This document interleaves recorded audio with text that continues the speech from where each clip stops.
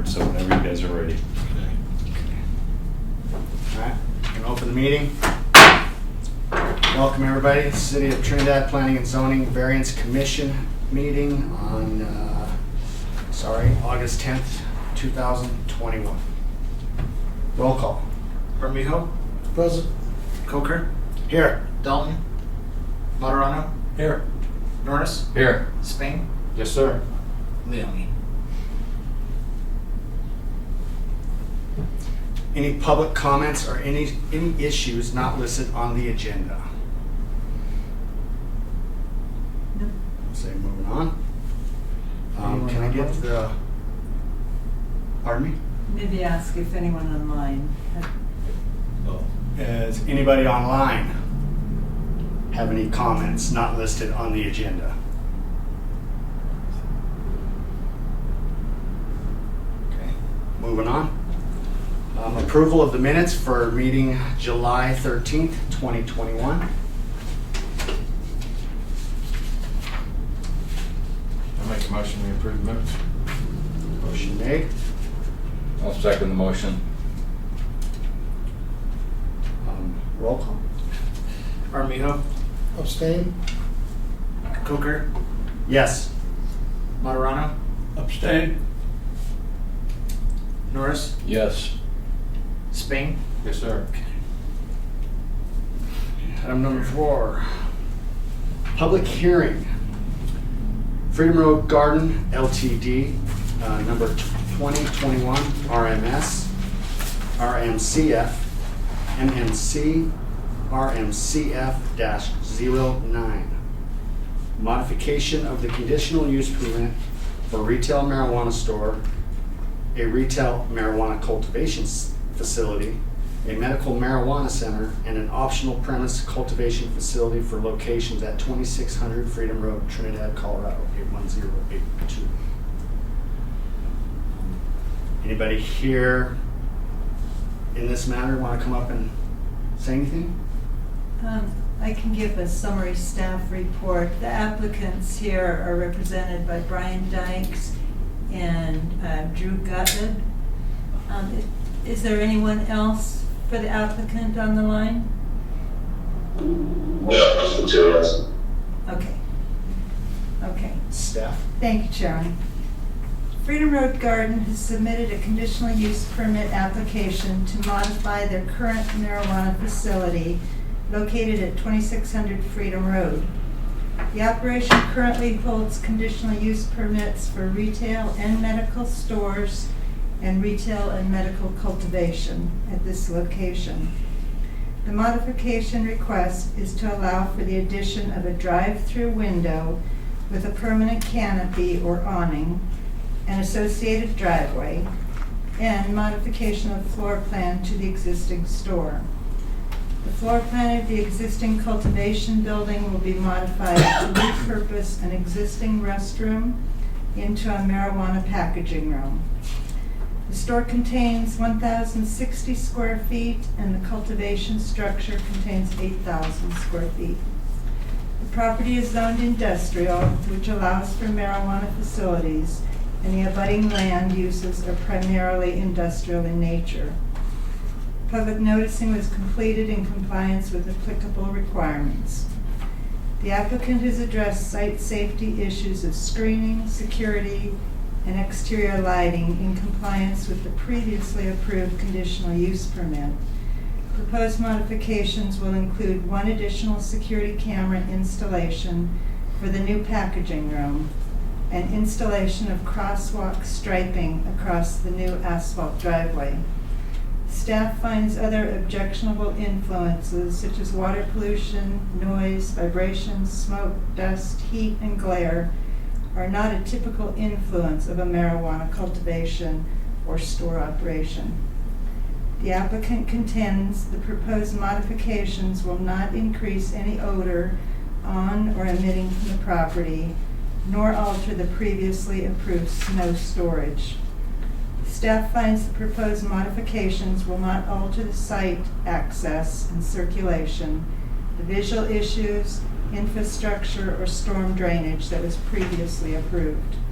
Therefore, staff recommends approval of this modification of conditional use permit. That's all I had. And Ryan Dykes and Drew Gottlieb are available for you. You guys have anything you'd like to talk about? This is Drew Gottlieb. I'm attorney for Freedom Road Garden Ltd. Thanks for considering this tonight. We are available here to answer questions. I think the city staff report really summed up our application and our position that these are fairly minor changes. We don't anticipate them increasing any objectionable issues. We don't actually envision them even increasing that much of the customer traffic, to be honest. This is kind of a pivot based on, a lot of the health concerns that have arose in the last year of trying to get people on and off the property fairly quickly, not loitering. This is also in response to the state of Colorado's allowance now to do drive-throughs, to do walk-ups, to do pre-orders before somebody actually arrives at the store. So the applicant is just trying to be ahead of the curve and do this responsibly. And, we're not losing any parking here. We're actually just adding a little bit roundabout driveway that goes from the existing parking lot and abuts the side of the store. We think the plans demonstrate that all this can be done responsibly and without issue, and we appreciate you considering the application, and we're here for questions as well. I don't have any questions. I went over a lot of the documents here. It looks like the site plan is well planned out. Minor construction work inside. I don't see it's going to inhibit anything.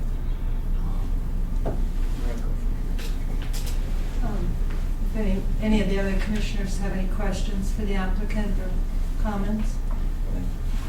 You guys have anything? You have any questions for? I think this is our first drive-through for Trinidad. This is our first drive-up location. It'll be interesting to see how well it goes, because you're way out there by the gas station. Right. So, I feel the same way. I'm super excited for y'all to move forward and do great things. Y'all do good, guys. That it? And then if there's anyone for or against. Is there anybody for or against the applicant's request?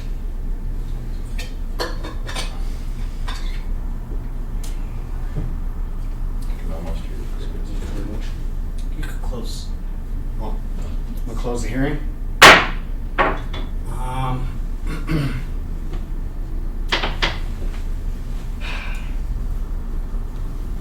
I think this is a great thing. I like the response from Dave there. Did I say that right? Drew, I'm sorry, Drew. It's definitely a move in the right direction for the community, the health issues, everything that's come forward and to us in the last year. It's good to see that this location has a really good ability to make this happen without hindering anything. It's not going to impede on any of our local streets right now. It's not going to create any traffic issues. I think it's a great thing. I agree. I don't have a question. Okay. Make a motion. Yeah. I make a motion to approve. I'm sorry. Yes. I need a motion. I'll move that we go ahead and approve this. A second? He can't second. I'll second it. Okay. Roll call. Armijo, Abstain. Coker, Yes. Moderano, Yes. Norris, Yes. Spain. Yes, sir. Good luck out there, guys. Thank you, Drew, and I'll be sending out a letter confirming the planning and zoning's decision on this matter. Yeah, Thank you, everyone. Have a great night. Bye. Thank you.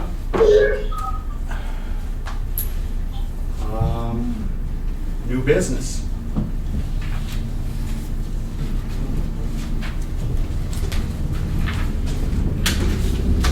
be me. So I wanted to just bring to you guys a matter, not really for a decision tonight, so I was not really asking for a motion or to pass anything, but I am looking for input and feedback, and I want you guys to help me shape a public process that I would like to engage in soon. And we did have a stakeholder meeting, so I want to kind of go over what the content of that was, and I did send you guys the comments that came out of that. So you can see a little bit of the conversation that's been begun, and I want to show you where I'd like to take it from here, and how that might look. So I'm going to pass out just a paper copy of the slideshow, and this is, except for the last few slides, this is the same slideshow that I shared with the stakeholders, and I added a little bit for tonight. And it's the whole slideshow and then the last slide on the second piece of paper. Sorry it came out that way. So just take one of each, the stapled copy and the actual sheet. And that's just for your reference. It's the same thing as what we're going to look at here. And I'll go over it real briefly. So I think, thank you, Victor. I think one of the reasons, one of the important reasons why I was hired, why the city brought me on when they did, was because the city is facing a housing crunch. And they said, hey, we need a planner, we need someone to be here on staff to spearhead some of the efforts to solve that. And so we've got a couple things coming that are going to work in conjunction with what I hope my effort will lead to here. We have a housing needs assessment that we have a contractor or a consultant who's going to come in and perform that. We have another consultant who's going to work with us from SCED, who's going to look at all these number of different tools you can use to be proactive as a city. And what I'm looking at is just how can we, and this is why you're involved, how can we improve our Chapter 14, our land use code, to remove barriers to affordability. So that's the context. I want to look at Chapter 14, and identify and hopefully remove through a community process things that we are doing that legally make it more expensive to build, that create a barrier to affordability. So why is this a goal? We have a relatively low median household income here. In 2019, the estimate was just over $37,000. Poverty rate over 20%, and almost a quarter of the population earns under $25,000 a year. The median rent in Trinidad, however, is $925,000, which means if you're in the bottom quarter of the population, you can't afford the median rent. So we're also seen to be a growing community, and if we want to grow, we need to have space to grow. So whether it's affordable or whether it's just market rate housing, more housing is definitely something we want to see happen. And this isn't Trinidad specific, but there's a number of ways that zoning codes can present barriers to affordable housing that are fairly common. And I think we also do this, but it's not unique to Trinidad. One is lot sizes, setbacks, and density limits. These are three things that if we change how we regulate them, we can essentially make land cheaper without manipulating the market. So it means you can put a house on less land, and so a person purchasing a house is putting less of their cost into land, or builder building a house puts less of their cost into land. Parking requirements, for the same reason, it's not a huge issue in single-family housing if you require one space, because there's already a lot of land being allocated to a single house, but it becomes a really big issue in more downtown, more urban developments, where the cost of a parking spot could be maybe $50,000. So if you're thinking about building an apartment here and requiring 1.5 spaces plus 5% for guest parking, a 24-unit apartment all of a sudden needs like 39 spaces. And that's just a lot of asphalt all over downtown.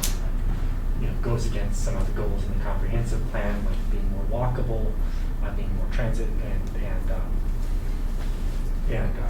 environmentally friendly there. So it's like, well, how do we deal with that? Another thing that's not directly related to builders' cost is the excessive separation of uses. And this can be looked at in the sense of like the multiple costs of living in a place. Some of those are just your rent and your housing cost, but some of those are your access to jobs, your access to services, and how expensive it is to be moving around all the time to get access to everything.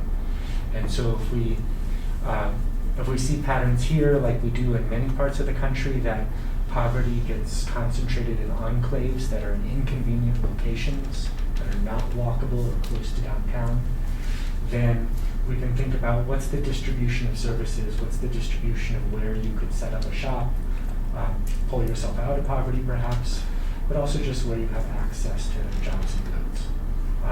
And if that's all far away from poor neighborhoods, then it becomes an extra burden. So I think looking at how we separate uses, how we think about that, how we value that is important. Also, barriers to infill can be another thing to look at.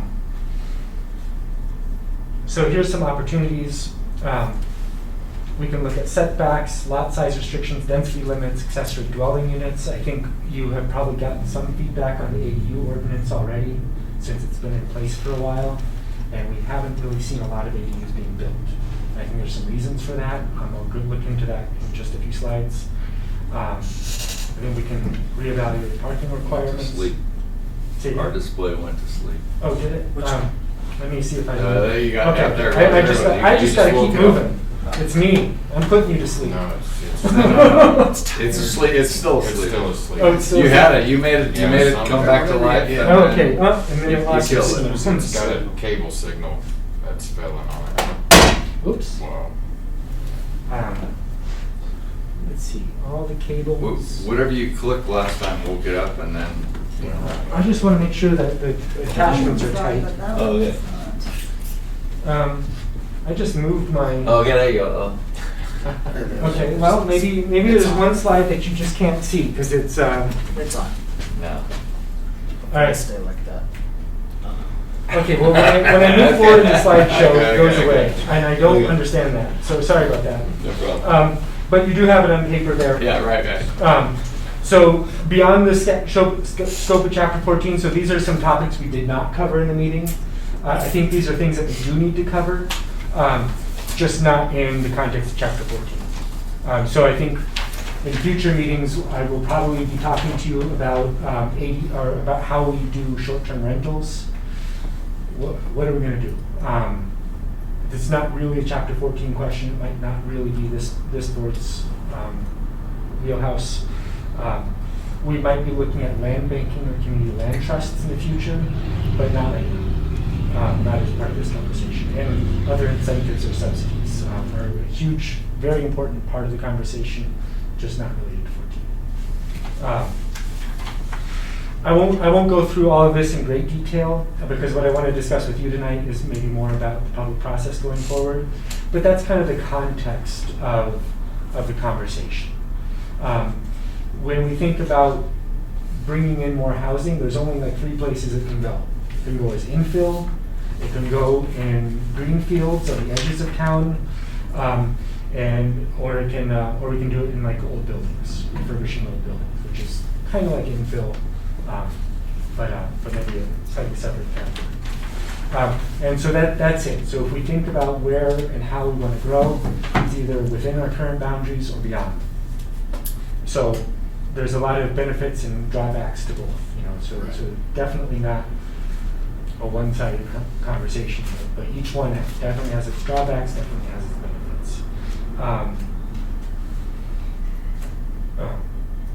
Some things that are not covered in the code, co-housing, we don't know what a tiny house is, and we don't really define density. It's not clear if it's gross density or net density. With PUDs, it's gross density, and I presume we treat it as net density with other lots, but it's not actually articulated in the code how it's measured. And that can make a very significant difference in what we say the density of a block is. Compatible uses. There's a link here. I will change this to a PDF and send it out to you, but it's just to visualize density. And so it has like photographs of different projects at different densities, so you can see like what 30 units looks like, what 25 units per acre looks like. That helped me a lot, that link. Yeah. But a lot of them, it was not intuitive. I mean, you would look at the picture, you know, like I'm thinking of Telluride is one that's got a really high density, but it's got the really cute homes, but they're all real close together. The result is a really high density, but it's really tastefully done. So it's good looking. So, and some of it depends on if there's a parking lot or not. You know, like the same building with and without a parking lot could be more or less dense, even though it's the same thing. You know, like, right. So where the parking is dealt with can have a big impact. But the point of that link, if you guys do follow it, is that we could, like our current density limit in any of our residential zones is 25 units per acre. And I wanted to just show that you could go up to 60 units per acre and still not have a sky rise. You could still have within 4 or 5 stories 60 units per acre, and it could be attractive and not look like Denver necessarily, not look like New York, and just to kind of put that out there, what density looks like, because I think sometimes it's hard to say. This is regarding the ADU size restrictions, and I think you guys are very familiar with this. I put this in more as an info slide for folks attending the meeting. But right now, if you want to build an ADU, you must have a house that's at least 2,100 square feet, because the minimum square footage of an ADU is 850 square feet, which just means that there's very few lots where that's possible, that both have the space and have the large house to begin with. I wasn't here when this ordinance was written, so I don't really understand why the ADU has to be smaller. There may have been a conversation or history that you guys are privy to, but I don't quite understand it. As a group, we addressed that issue and looked at this problem by, you know, if you can make the ADU smaller, then it's available to a smaller house. Yeah, at the end of the day, a lot of Trinidad's population, a lot of our homes are older. Right. Okay, so when we get in some areas over in the kind of the northeast side of town, so to speak, there could be some, I don't want to say decent sized lots, but there could be a smaller home that where one could justify doing such as what they, something like that, but their house is this big, which means the minimum was 850, right? And it was over a certain percentage, right? Right. Right, 40%. Yeah. Yeah, so I think there's like different motivations why people might want to build an ADU. Somebody who's getting older in an old house might be like, well, this house doesn't work with my aging body anymore, so I want to live in a modern house, but not necessarily a smaller house. And so that might be a motivation to say, hey, I'll just build something else in my yard. No stairs. I'll build something with no stairs, right? Like, sorry, guys. That would be a perfectly good reason to build an ADU. Or maybe, your kids are going to move back to town and they need a bigger house, and so, you want to build something else for yourself. Multi-generational housing could be a motivation for ADUs. Or maybe you have a big old house and you just want to partition it and add an extra kitchen and bathroom and make a duplex. You know, why should one half of the duplex be smaller than the other? You know, and so I don't really quite get like what's being protected here, and what's being guarded against. But I think there's enough in the way the ADU ordinance is written that it's very hard to build an ADU. It's very limited where it's possible. I think I'm misunderstanding. Okay. To my understanding, that 850 square foot is the minimum size of the ADU, not the maximum size. Right, it's the minimum size. So that it means could equal the same size of the other house. no, because it has to be no greater than 40% of the size of the other house. I thought that was the minimum of the other house. They have, it's weird the way it's worded, but there's limiting factors. So 40% is the minimum and the maximum? No, so if your house is 2,125 square feet, then 40% of that is 850. So if you have a 3,000 square foot house, you could build a larger ADU. I understand that, Oh, but sorry. you couldn't build a 600 square foot house on the 2,100 square foot house. No. That is the minimum requirement. You could build a 1,000 square foot additional unit on the 2,100 square foot house is what I'm saying. Right. That's the minimum, not the maximum. But if you had a 1,200 square foot house, you couldn't build a 600 square foot ADU. You could, because that's 50% of the 1,200 square foot, not 40. You Right, could but it build has to- actually but a it has to be 500 40. square foot additional unit, right? No, 'Cause that'd be other like way 40. around. Okay. 40% is the maximum. See, I wasn't understanding that. That's the minimum, the way that we were talking about it the other day at our meeting. Okay. It has an upper limit and a lower limit, and it's confusing the way that it's written. I mean, you have to read it a couple times to figure out there's one that sets your upper limit and one that sets your lower limit. So this could be an opportunity where we can sit down and we can, as you stated in the beginning, maybe not say rewrite it, but Clarify. we can get clarification Right, and because- make adjustments to the code. Right, Correct? right. So let me just scoot down to where it is here in the code, and we can look at that, because I don't want to just. Because I thought that we made a motion to even send it up to the council to drop it down to 600. Yeah, I think it We was did. 600, 650. There's a few things that council probably would look at and make changes Right. at one time. But I just was trying to clarify for myself because Yeah. there's a big difference between 40% maximum and 40% minimum. So here's the language: attached or internal ADUs shall not exceed 40% Yeah, that's a maximum. of the primary dwelling. We were going about this completely backwards from my understanding. Well, it then doesn't. A detached ADU is also with the same 40% of the primary dwelling. So That's a maximum, no? yeah, so like the larger. I'm sorry, I do apologize. I was wrong.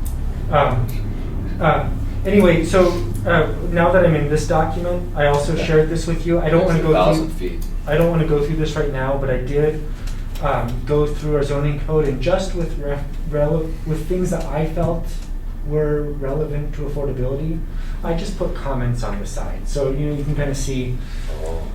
Here it is, and I just highlighted it, put a comment in there. And so a way to look at this, because it's a long document, I didn't print that out just for paper's sake, I think it's easier to read online, is if you go to references in Word, and then you just click next,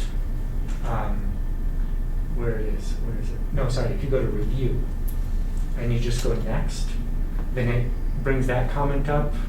Here's the next one. Here's the next one. So, as they're spaced out, you don't have to scroll through and look for them. You can just click next, and then it pops you through. So if you want to kind of look at that, that's just my thinking, my first draft of thinking. So that can give you something to think about, something to respond to, something to criticize, something to expand on. And you can kind of see where I'm coming from. So where's the document?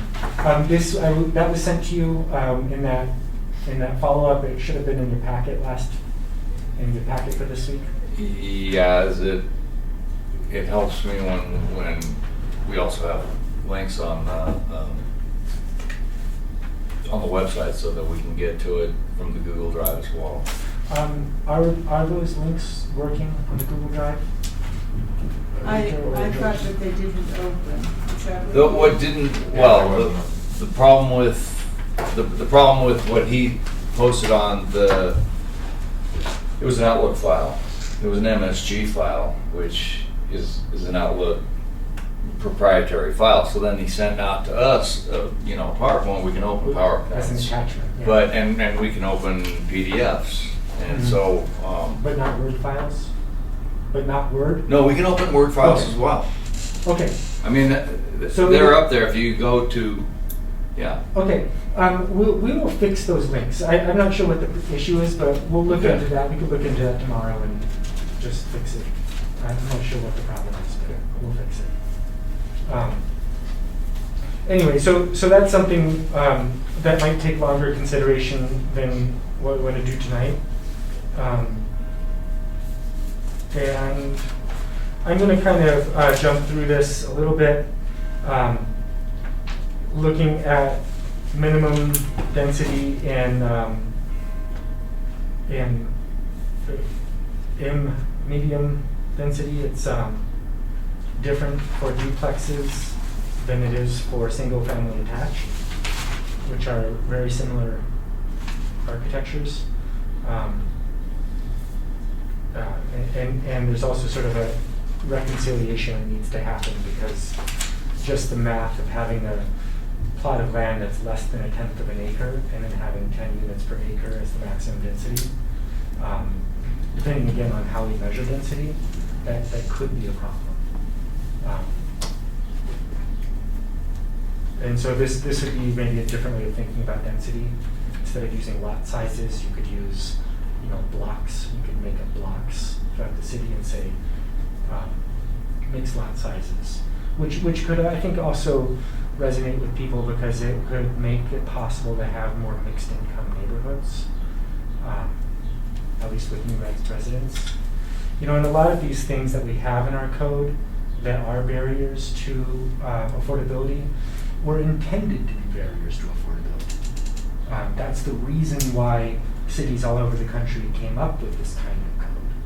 We said, let's make a neighborhood full of large houses and require minimum square footages, require minimum lot sizes, big setbacks, and then we can draw a line around that and make it a school district that there won't be any people of color in, there won't be any poor people, and we can have segregated neighborhoods. So that's kind of the history of where some of these things come from. And it really started around the 30s when there was a court case on making, whether or not that was legal. It started, I think, Oakland or San Francisco was the first to pass a code like this with separation of uses. But what it kind of really translated in was separation, not so much of types of uses, but of types of people. And we used uses as sort of a proxy for that. So that's why we see like this absolute separation of living and working. We wanted to have neighborhoods where no working class people would ever have to enter. And so it's like, well, we're kind of unique in the world in doing that. And I think we've gotten used to it. It's something that we may appreciate just because it's the status quo. But I think it's worth questioning. If that's current value or if that's no value. Another thing with setbacks, where the one intent of setbacks is to create, a neighborhood that, the houses are a little bit more expensive, a little bit because of the larger lots they're using. Also, it's aesthetic. It's about creating a neighborhood that's orderly, that's neat, where all the houses are in a row and they're a certain distance from the street and they have a big front yard.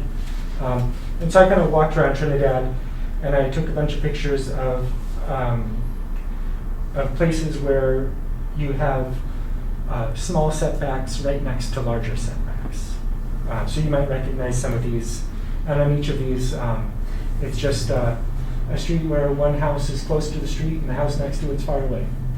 And in the older neighborhood, that's not really a problem. I think it's a neighborhood we appreciate and enjoy. And yet we couldn't replicate that. that would be illegal to replicate in a new development, or to adapt an existing development to look like these older developments.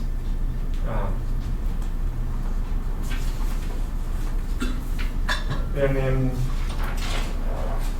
another thing that's probably been on your radar for a while is the 612 roof pitch, and the styles of houses. And I understand, the history of that came from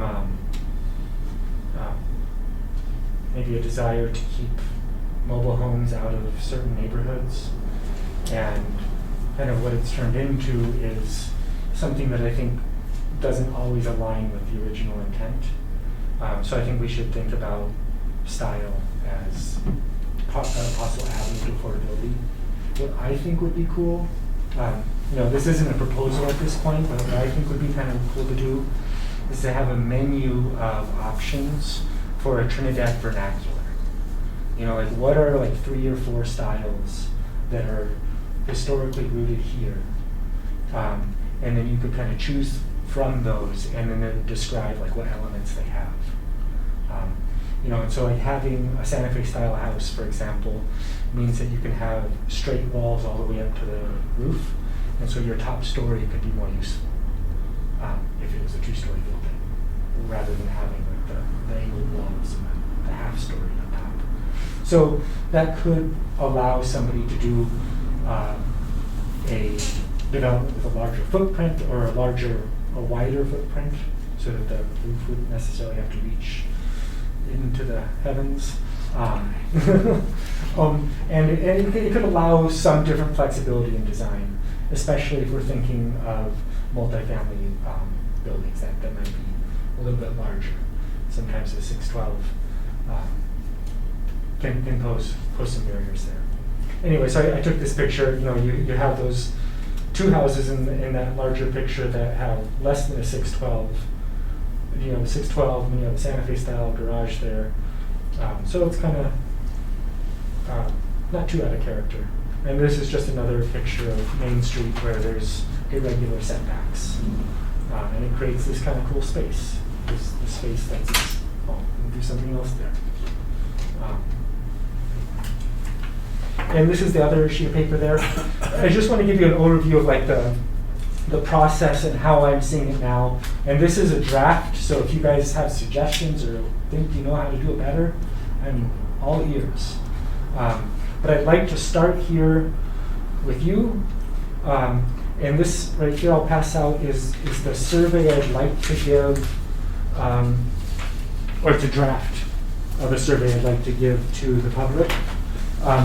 And I think my thinking on this, I'll just explain my thinking, is that most people are not familiar or very familiar with the zoning code. So if we say, hey, what would you like to see change in Chapter 14? I think most members of the public would say, oh, no. So I wanted to start with values instead. And so everybody kind of, I think, can answer these questions. They'll know how they feel. And I think that can give us some guidance to say, well, if people, are really interested in, are more interested in being close to their neighbors than far from the neighbors, if they care about setbacks, if they care about lot size, what they feel about mixed income communities, what they feel about, new versus historical architecture, lived workspaces, how they feel about separation of uses. That's my intention, to get a sense of what the values are in the community, and then on the back side there's some demographic questions like what part of town do you live in, so that we can see maybe the same solution for one part of town isn't the right solution for another part. So maybe if people who are answering this are saying, having a strong opinion in one way or the other, but it's different in different parts of town, we can cater our response and our code to that and make that work for as many people as possible. Not everybody, probably. But so this is kind of what I'd like to do. So I'll give you guys a minute just to kind of skim over this.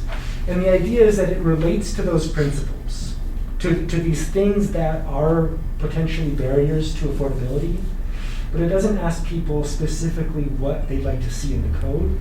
It just gives it'll give us feedback on how people feel about the values that the code is upholding. So is the code enforcing a value that's a current value? Is the big question.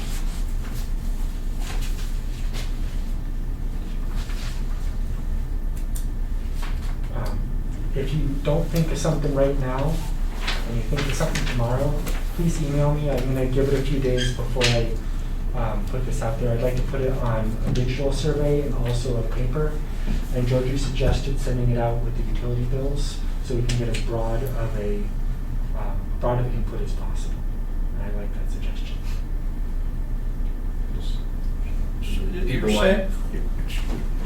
You're saying that in the next 2 to 5 years, or even 10 years, we're expecting 2,000?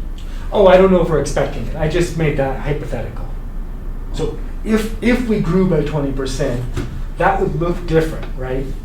So I wanted to kind of start off with a positive vision of what that change would look like. So if our population grew by 20%, what would you like your neighborhood to look like? What kinds of changes would you like to see? And that's an open-ended question. On the backside here, it says minimums of 200 to 600 square feet. I just made that up because we don't define tiny home in the code.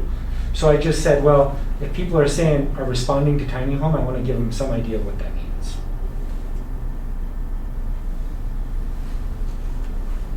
But doesn't the regulation right now give us that same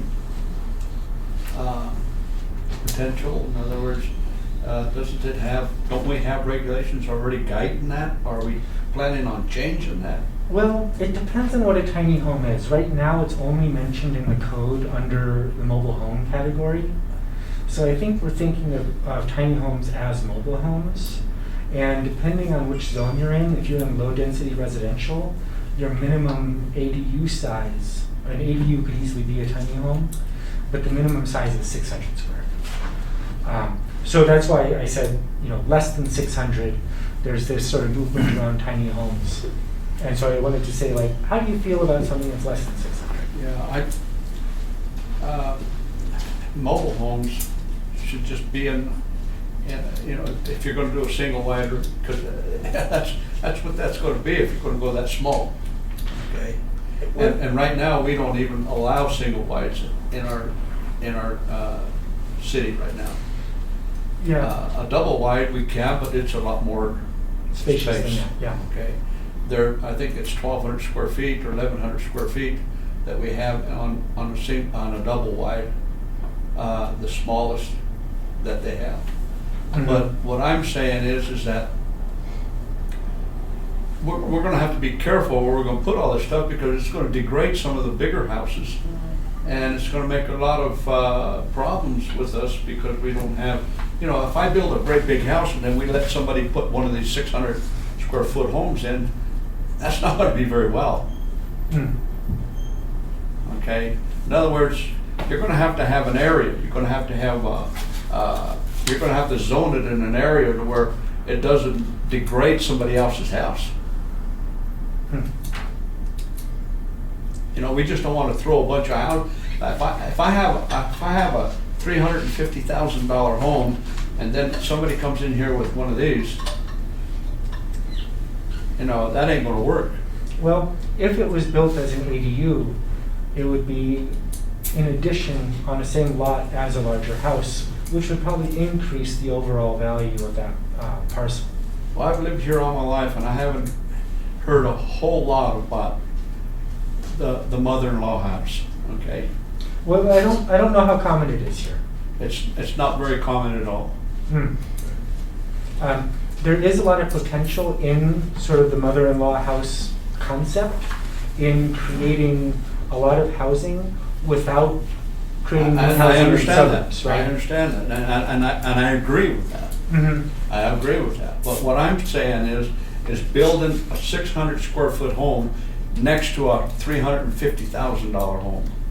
Well, the question is, should we legally prevent poor people from living next to rich people? Which I'm is not kind- talking about the mother-in-law house, I'm just talking about, Right, so a person who can afford a 600 square foot house, should they legally be prescribed? There should from be a living next to zoning for somebody that. with a larger house? there should be a zoning and where it should go.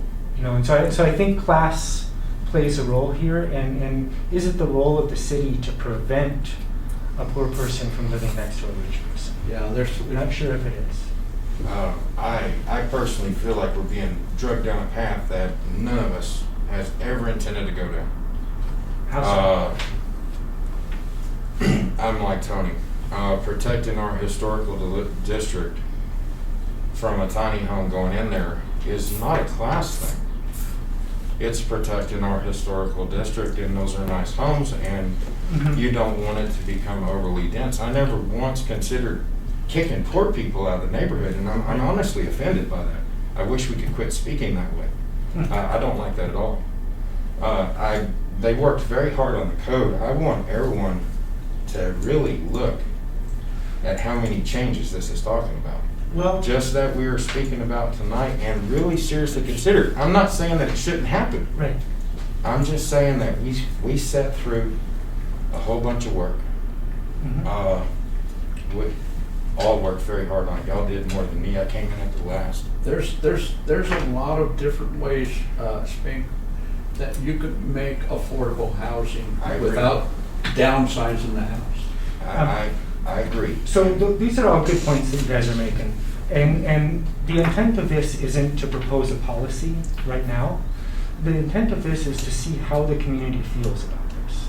And so I think, you guys know how you feel. You've had your experiences here. You care about the community a lot. And you're probably very well informed on things like this. But I think it's important to reach out to the broader community and say, what are the values that our code should protect? And I don't know what people are going to respond. Very likely people will say, hey, a 300 square foot house is not acceptable anywhere. It's not enough space to live. That could be an outcome.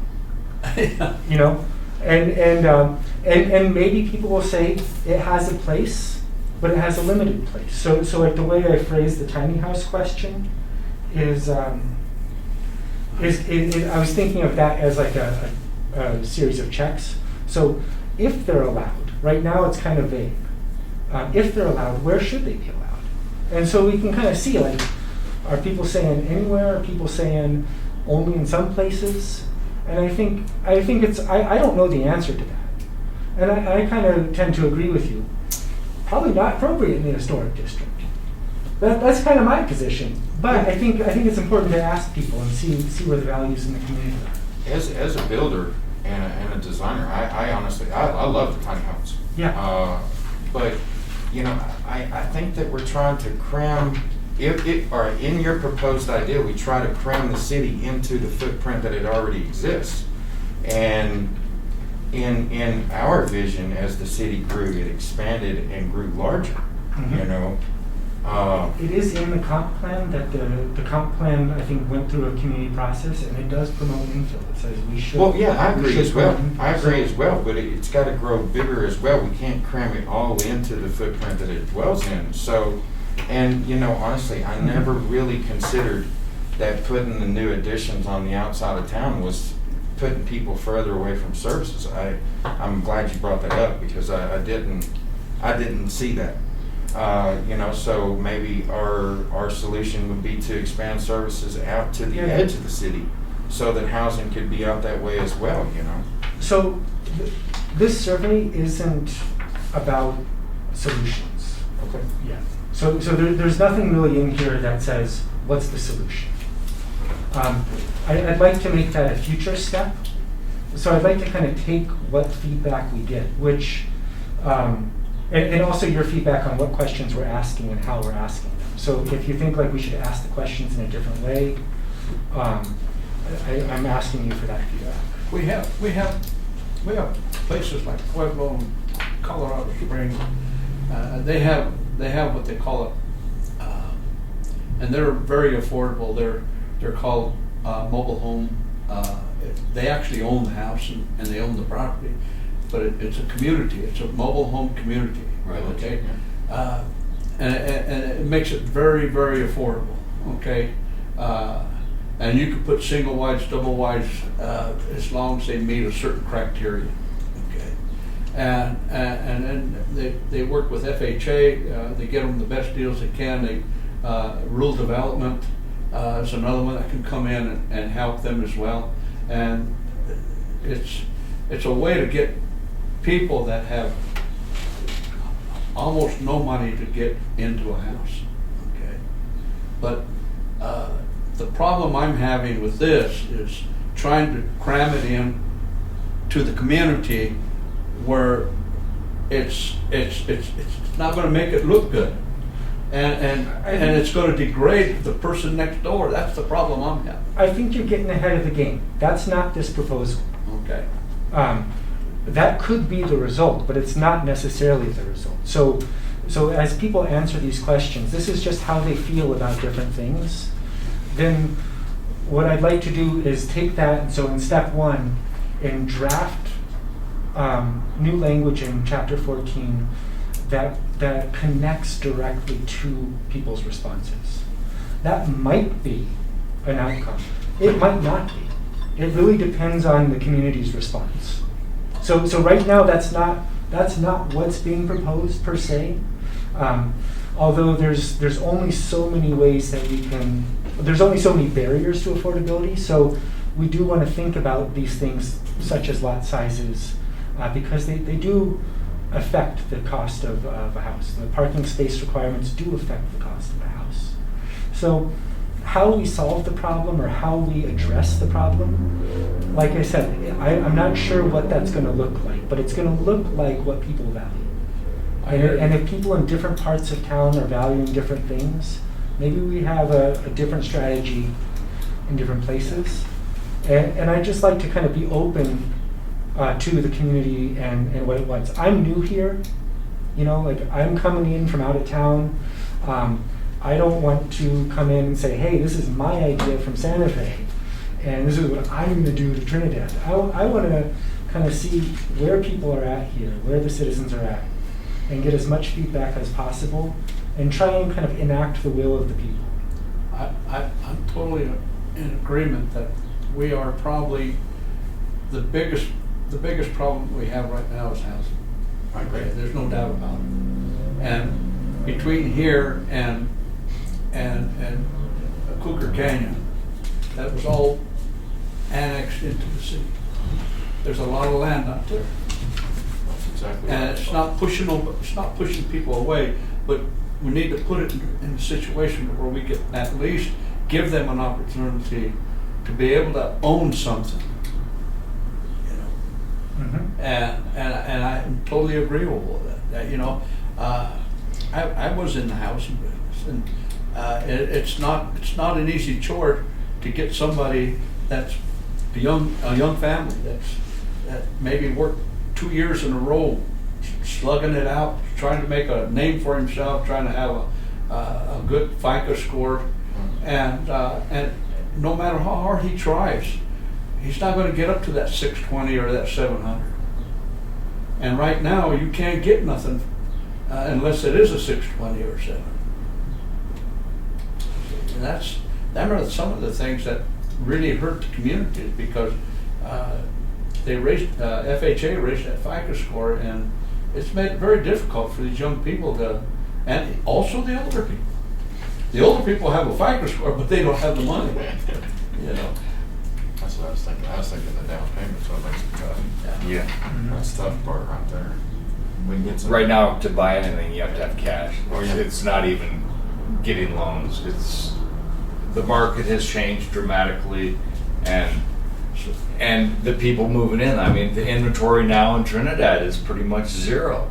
When I got here, it was about, there was still at least every fourth house was for sale, and so in just a few years, our inventory's gone to zero. So it's a mess, and the problem we're pushing these poor people into paying a high rent.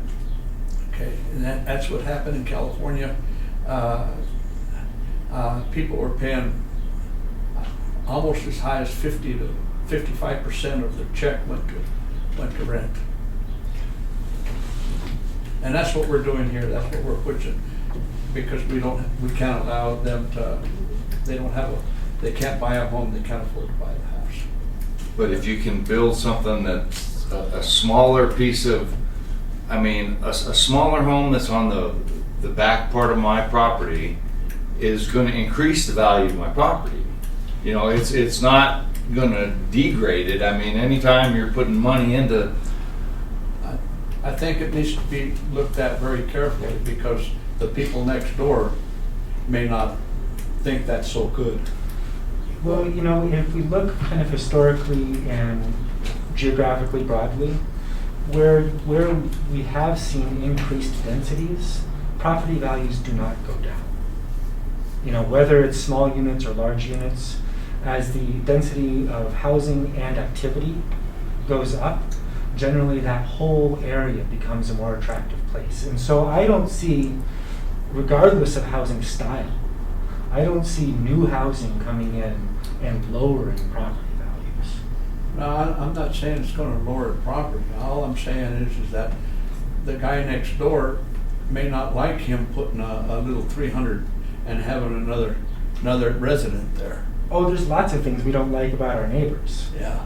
But I'm That's saying, and I think in general, I think it's going to be a problem. I think in general, you know, what we look at is any of our neighborhoods right now, they're already set. I mean, what's not there is some of the houses maybe that got condemned and knocked down. So, you know, there's a possible lot where something could happen. Right. We don't really have an area right now where we're going to say, Tony's sitting over there in his $1 million home, but in here comes Bob, you know, and he wants to build this little 1,000 square foot home next to it. I don't see an area that we have that, you know. I don't really either. And, you know what I'm saying? We do have. there's 3 lots on Tillotson, you know, I mean, if And you the keep fishes- going, there's, That Fisher Speak addition is like that. You know, I think that we just tread carefully, and you know, in some of the other cities that I've seen, especially here in Colorado, where the lot coverage was lessened and the density was greater, the house space was smaller, the yard size was smaller, multifamily dwellings, you know, those all can look really tasteful and can be. I thought they looked really good in some of the communities. I mean, you know, it all depends upon who's doing the work. Well, I mean, and I think, And would it's it gotta be be safe sold. to say that the code would help us differentiate some of that? So Right. let's just say up there by, Fisher Speak. yes, let's just look at that. So there's areas up there that can be developed, right? Because some of the Well, there's some infrastructure. houses up there. Right, but there's infrastructure up there, there's stuff that can happen there. So if something like this was gonna happen, it could be written that, or I don't know about written, but if you're gonna have an area where you're gonna deal with more a densely populated section, we need to, it needs to be in this area. I don't think, I mean, I believe that, you know, so let's just say there's going to be 3 blocks of this, but then, you know, you're going to have some houses over here. It can still be tastefully done, and it still doesn't make it so could the code Well, what cover hap- and affect that? What happens in Trinidad depends almost entirely on if there's growth and how much there's growth. So if people are moving here, then they're going to need to move somewhere. And if the growth tapers off and we don't grow, then it's going to look just like it looks for the foreseeable future. You know, so it's really, you know, if we change the code, nothing's going to happen tomorrow. But slowly, incrementally, over time, people will make investments, people will move, people will, you know, choose to buy and sell and develop and tear down and rebuild, do whatever, right? And so it's really, I mean, the city growing is a slow process. And where it happens is not really up to us. Where it happens is up to people making deals and, you know, acting as free agents in the market. So we're not going to probably have as big a role as I don't know, some developers who've got some money and they want to build something. But what we enable them to build, and if they can include an affordable unit or not, that's something that we can influence. We can say, if you're going to do a development in Trinidad, we can help you save $60,000 that you can put into affordability.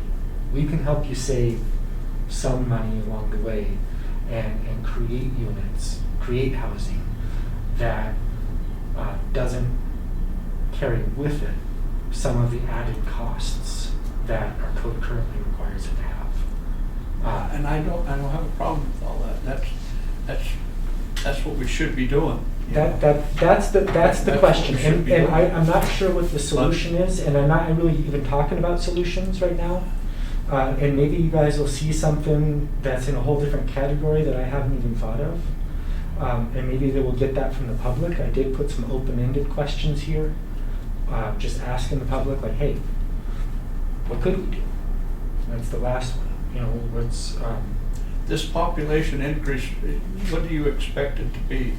You know, I don't know that. We're going to have this housing needs assessment done pretty soon. That might give us a little bit better of an idea. Young people, old people?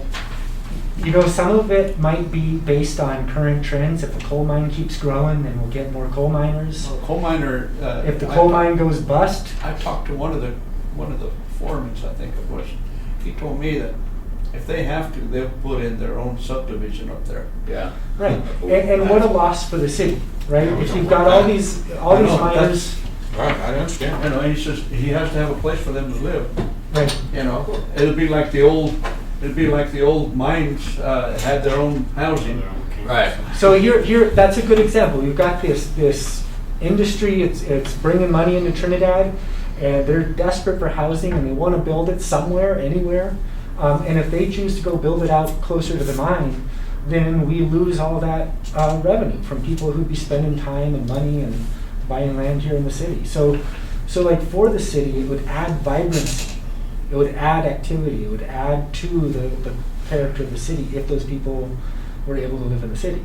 Exactly. And I think, you know, our goal should I be just really don't- focused on removing barriers, not necessarily on destroying Trinidad. That's not what I'm saying. No, I'm just saying that I just don't want it to be the expense of somebody else. Right. Right. Well, there's always a cost and a benefit, right? Right now, the expense is going to people who are trying to move here. You know, and how can we balance it out and share interests and give and take a little bit?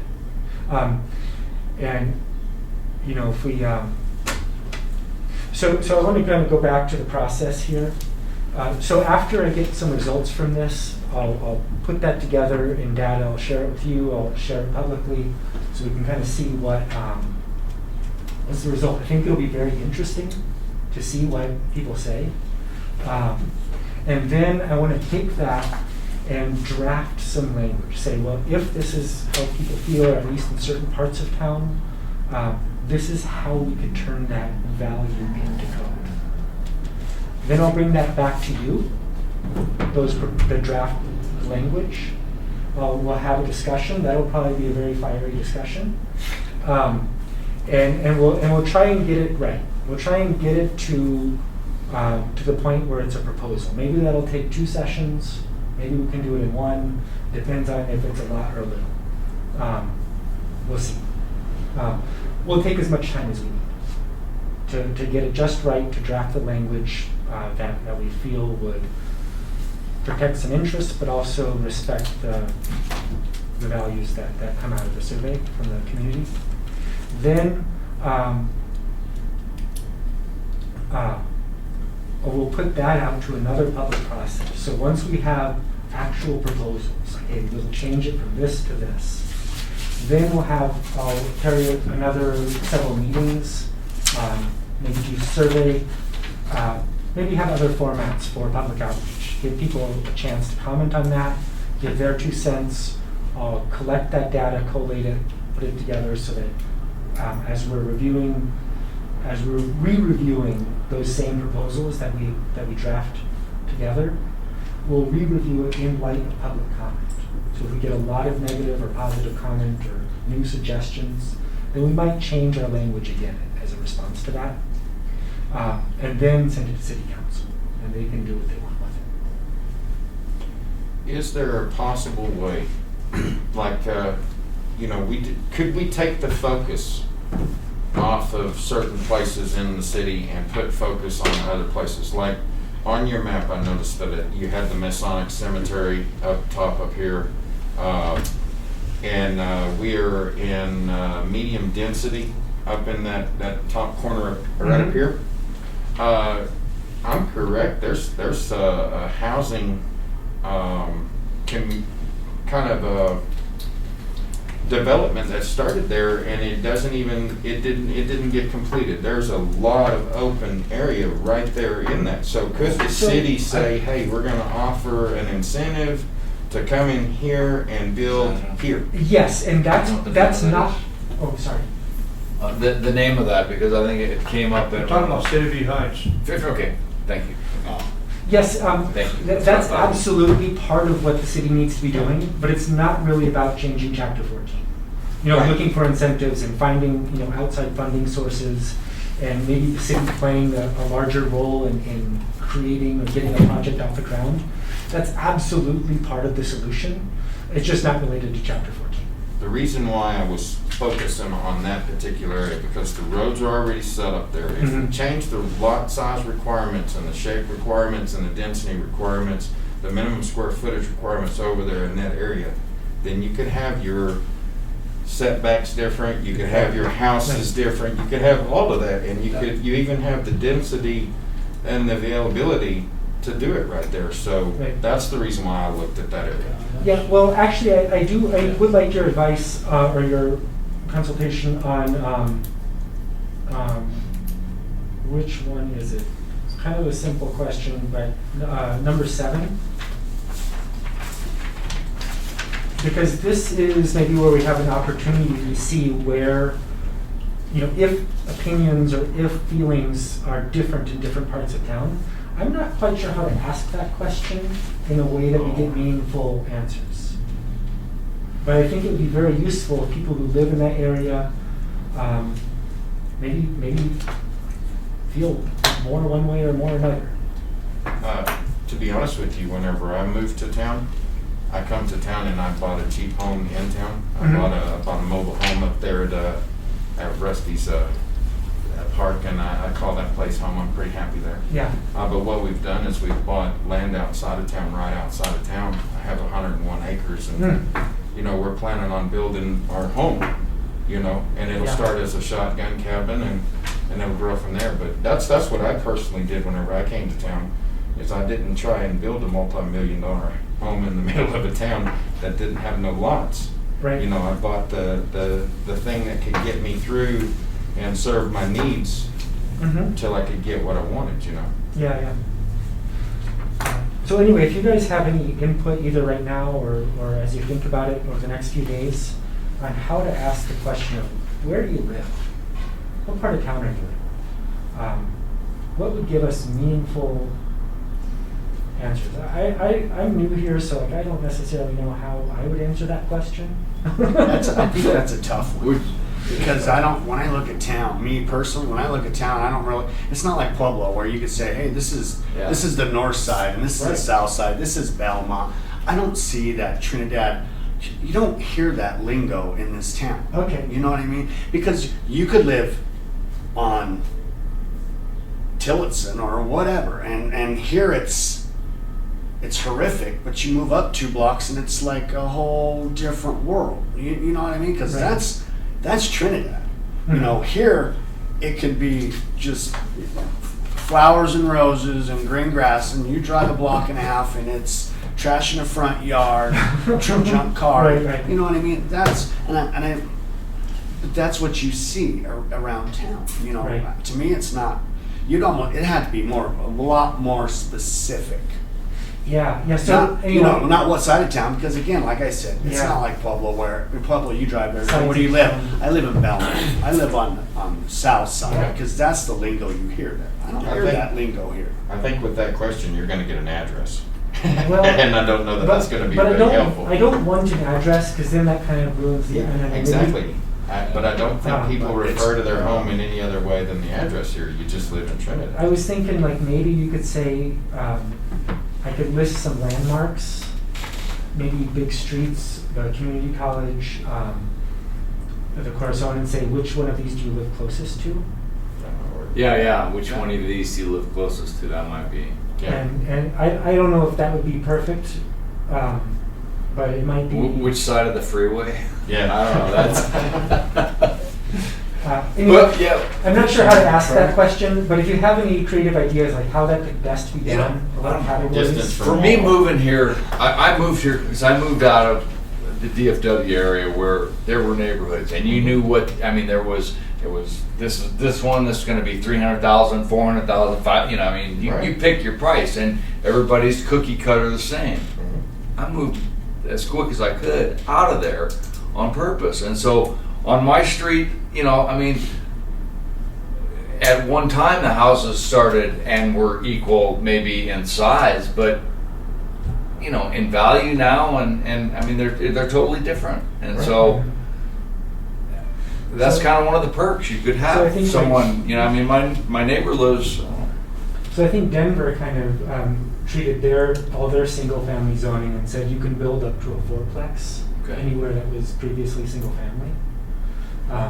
But it still has to be kind of architecturally similar to the neighborhood you're in, but it doesn't really matter how many subdivisions are within the house. So if you just change to multifamily dwellings. Right. So that would be one thing, is maybe instead of categorizing housing based on how many people are in a house or in a building, maybe just call it all housing. Right. And we're essentially kind of doing that already with the ADU ordinance. We're saying that any single family house can be a duplex, because that's an ADU. That's actually pretty safe nowadays, because back in my early days, that you said a single family could be 9 or 10 people. Yeah. Oh. Yeah. Nowadays, you could say they could be maybe 2 or 3. Mhm. Right, so in a certain sense, like, we've kind of already moved beyond single family as a concept because we've made a lot of loopholes, but we still have it in our code. We're still upholding it. Right.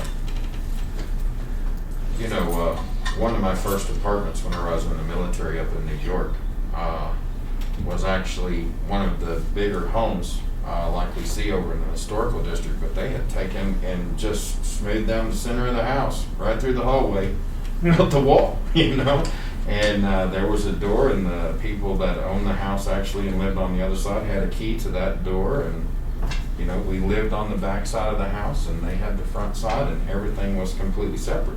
You know? Mhm. So, you know, maybe multifamily housing would be an idea.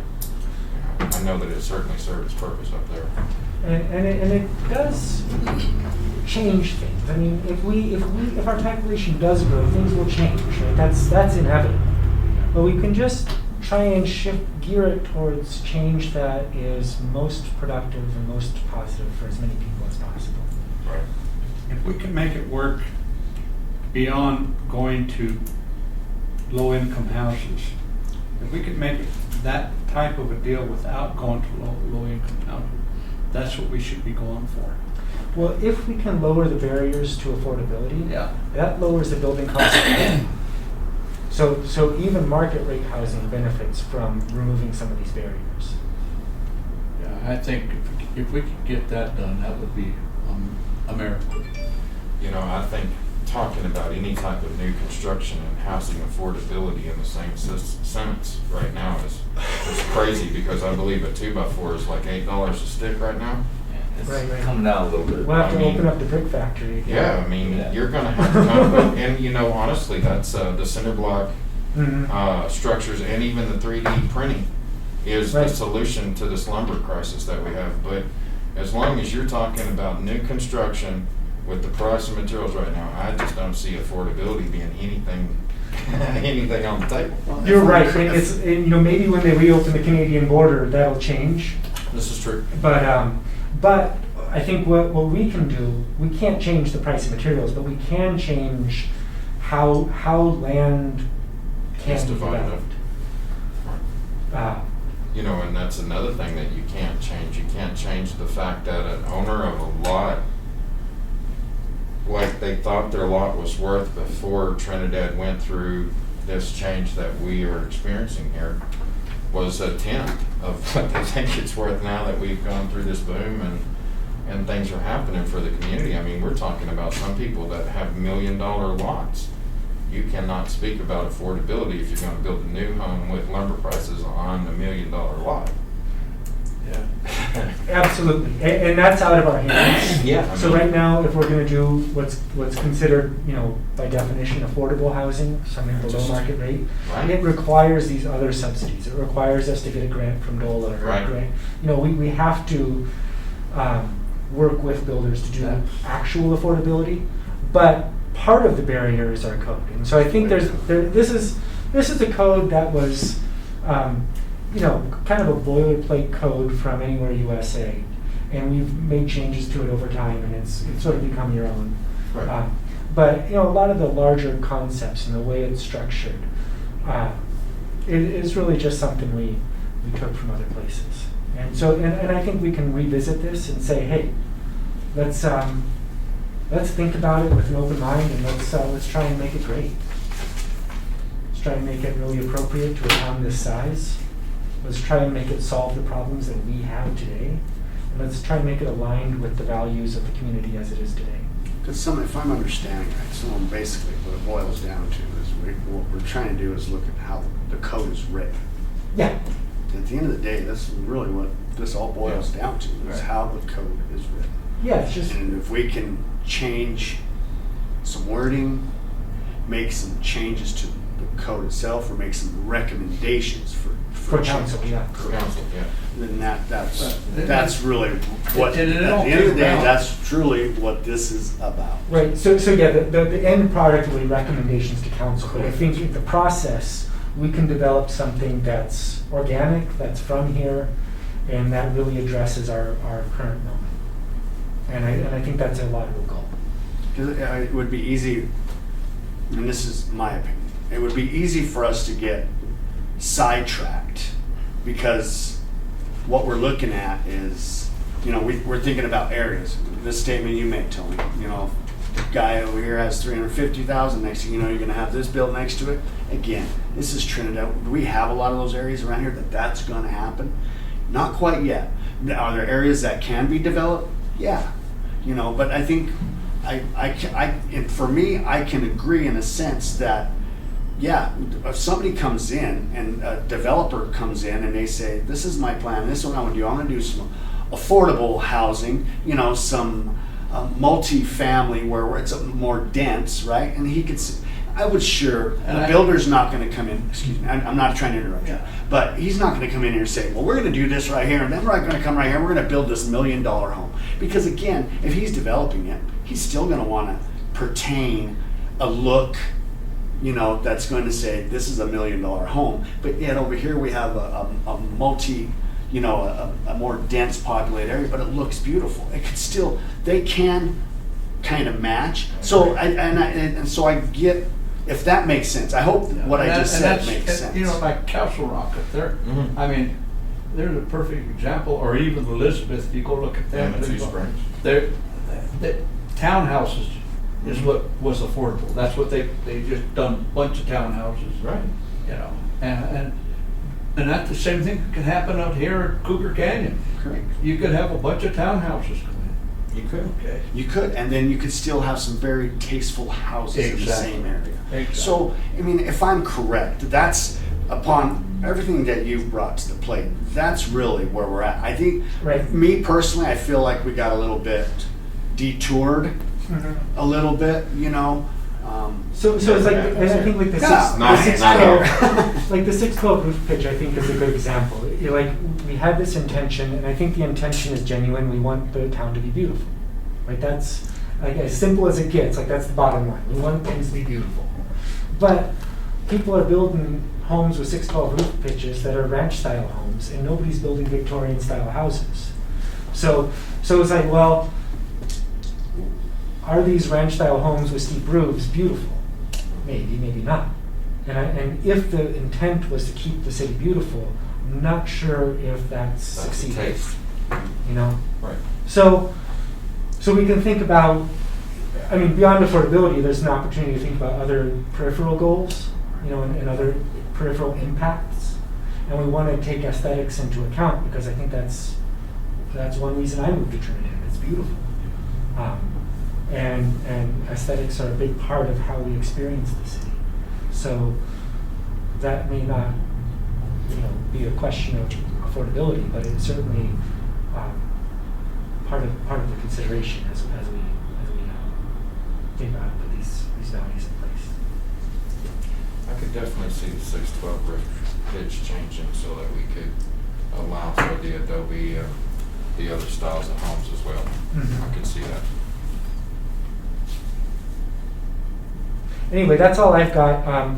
Maybe over the course of this week, if you could send me, you know, put some thought into it, send me any comments on questions I didn't think of, rewording any of the questions, or maybe changing the approach a little bit. You know, if this idea of that I've outlined on that last sheet of paper of how to proceed before we get to some recommendations. If this makes sense to me, but if it doesn't make sense to you, then let's change it. So I'm kind of open, and I want to work with you guys, and I'm just getting to know you. So so I look forward to seeing what this results in, and I think it can be an organic process, and I think we can get results that more people are happy with than unhappy. I agree. Sounds good. Thank you. Thank you very much, sir. Yeah.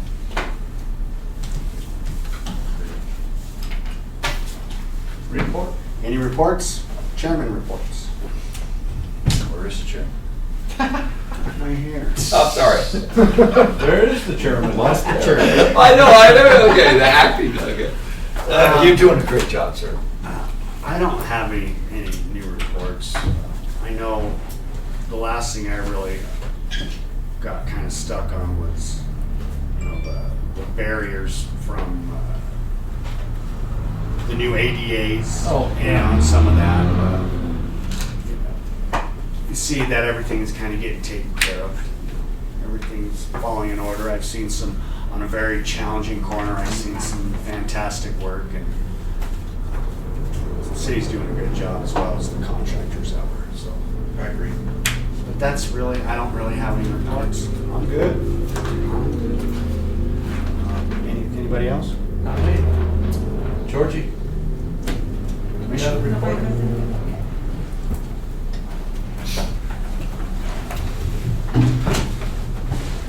So try not to take too long here, but I wanted to start off by welcoming Commissioner Armijo. We really thank you for your willingness to serve the commission and the community in determining the desired development within town. It's not an easy task, as some of these guys will tell you. So the first item I really have tonight is a brief training for your benefit and a refresher to everybody else's. So Chapter 14 of Municipal Code establishes a commission and details the powers and duties of the commission. The commission is a quasi-judicial body. It's tasked with balancing individual real property rights and the rights of the community. Individual property owners have the right to request development of their property, and municipalities have the right to determine the direction of development for protection of the community's interests and the type of town we want Trinidad to be. So the commission previously worked through the process of creating a comprehensive plan for future development, and it was created with a public input process. So we have that behind us.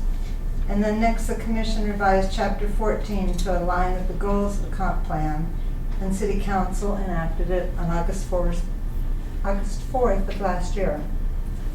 So Chapter 14 and the comp plan are the commissioner's guiding documents that as to the role on the commission and forming their decisions of each land use application. That's the two documents you go to. You go to the comp plan and you go to the Chapter 14.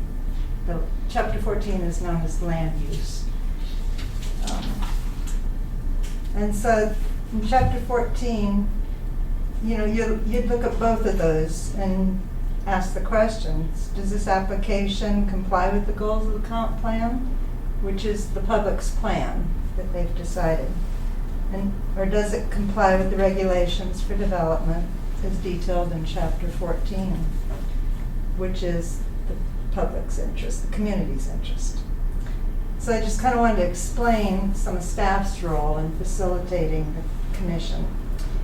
And so staff plays the impartial point person for the public, that, you know, explaining preparation of documents necessary to put together a complete application and bring it before the commission. Once the applications are received, staff reviews the entire request and prepares the staff report, which identifies pertinent requirements of Chapter 14 and the goals of the comp plan in regard to the application. Based on this review, staff includes a recommendation of action by the commission in the staff report. And this report and recommendation is meant to assist the commissioners in their individual review for compliance. It's not meant to imply that you have to do what staff is saying. This is just staff's review and to help guide you in the different sections that apply to that application.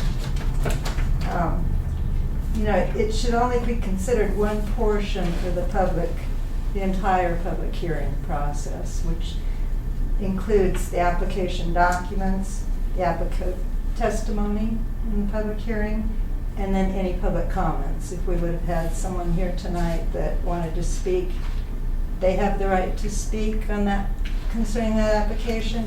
You don't necessarily have to respond to them, you just have to listen to what the public has to say. So once the public hearing is closed, the commissioners each decide their findings and voice their decision of approval or denial. And it's really important in a public hearing that each of you, for your own protection, state the reason why you're voting one way or the other. And, you know, we may have various different votes, but then in the end, with the vote, the commission has spoken. So it's the commission's decision. It's not any one individual's choice. So if people come to you and say, why did you do this? You can just, the commission decided. It's not any one person, you know, it's your fallback. So that's just a little brief overview, and you kind of watched it play out tonight. So I kind of want to lay it out here. And then the one last item I have tonight is I wanted to let you all know that I've reached the age of retirement, and this will be my last meeting. I'll be working through the end of the month here at the city. But the city has secured a lady by the name of Chris Hall. It's the new planning administrator. And she'll be working under the direction of Mr. Tallman. So I just really want to let you know that I really enjoyed working with y'all, and I appreciate the support you gave me throughout this time here. We're going to miss you. Yes, we are. You've been amazing. I hope it serves you well. And I want you to know I'm just really impressed with each of you and the seriousness you take the role on the commission. I know it's a lot of work, and I know sometimes there's really hard decisions you've had to make, and sometimes you receive fallback from those decisions. You actually filled some big shoes. Yes. Yes, you did. But I want you to know I really appreciate it. That's an amazing that you did what you did. I mean, I didn't think that maybe you could actually do what you do.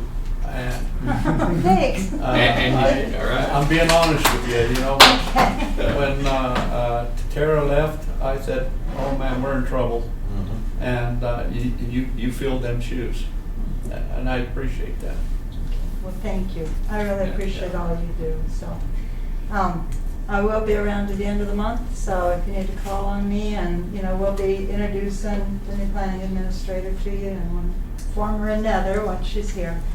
So things will just continue on. Well, you have to be 65 before you can retire. I'm older than that. So, thank you all. Thank you. That's good.